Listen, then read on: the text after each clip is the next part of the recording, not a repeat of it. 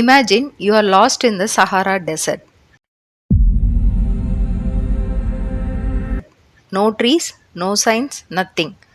How will you find your way back? Believe it or not, a tiny ant can teach you how to find your way home in one of the hottest places on earth, the Sahara Desert. There are tiny creatures called silver ants. These ants can survive extreme heat even when the ground is burning. How?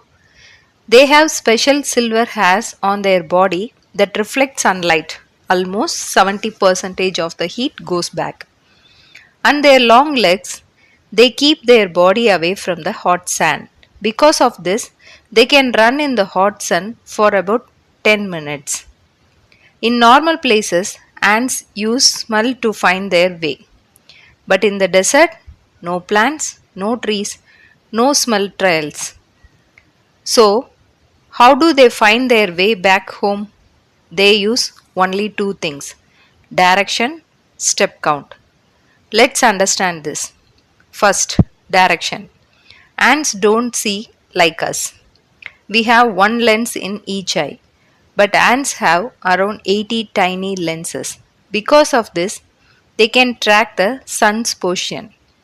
So, if an ant walks away from its nest, it remembers sun is in front. So the nest is behind. Simple. To come back, it just goes in the opposite direction. Now, second, step count. Their brain works like a step counter app. They remember how many steps they walked forward, so they know how many steps to walk back. Imagine this: a group of ants goes to find food. Their leader almost gives instructions like walk 500 steps forward, then come back 500 steps. So, both things matters: direction, number of steps. But here is the key idea. Sometimes direction can fail. What if clouds cover the sun?